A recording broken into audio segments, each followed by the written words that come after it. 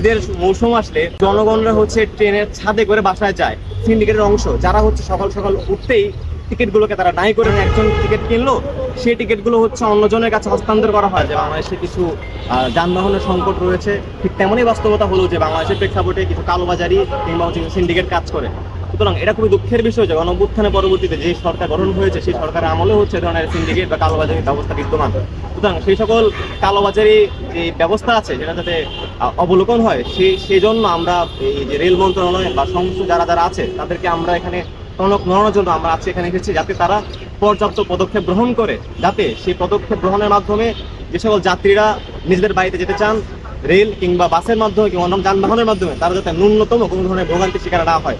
সুতরাং আমরা সংশ্লিষ্ট প্রশাসনকে কিছু দাবি জানিয়েছে। যেমন আপনারা সকলে জানেন যে বাংলাদেশের প্রেক্ষাপটে যখন একটি ট্রেনের টিকিট কাটতে হয় তখন সকাল 8টা বাজে ঘুম থেকে ওঠে, কিন্তু দেখা যায় সকাল 8টা বাজে ঘুম থেকে ওঠার পরেও কেউ টিকিট পায় না। আসলে এটা কেমন ব্যবস্থা আমি জানি না। সুতরাং আমরা এটা সন্দেহ করি যে এটা কোনো বট কিংবা কোনো ধরনের সিন্ডিকেটের অংশ যারা সকাল সকাল উঠতেই টিকিটগুলোকে তারা নাই করে ফেলে। সুতরাং এই ধরনের বট ব্যবস্থাকে যাতে খুব স্বল্প সময়ের মধ্যে প্রতিহত করা যায়, সুতরাং আমার প্রশাসনকে চাই এই বট ব্যবস্থা বা যারা এই ধরনের স্প্যামিং কিংবা সিন্ডিকেটের মাধ্যমে টিকিটগুলোকে কেন্দ্রীভূত করে ফেলে তারা যেন পর্যাপ্ত ব্যবস্থা নেয়। এক দুই এই যে বাংলাদেশে দেখবেন যে ঈদের মৌসুম আসলে জনগণরা ট্রেনের ছাদে করে বাসায় যায়।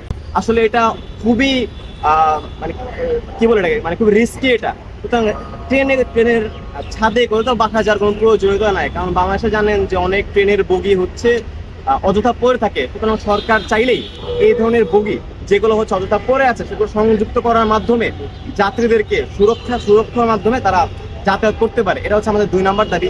তৃতীয় দাবি দেখা যায় কিছু টিকিট কেনা বেচা করা হয়। ধরেন একজন টিকিট কিনলো, সেই টিকিটগুলো অন্যজনের কাছে হস্তান্তর করা হয় বা আরো নানা ধরনের 2 নম্বরই পন্থা অবলম্বন করা হয়। এখানে প্রশাসন চাইলেই যে সকল টিকিটগুলো বিক্রি করা হয় অনলাইনের মাধ্যমে, সেই টিকিটগুলোকে NID কিংবা মোবাইলের মাধ্যমে আরো অধিকতর নিরাপত্তার মাধ্যমে টিকিটগুলো সেল করতে পারে।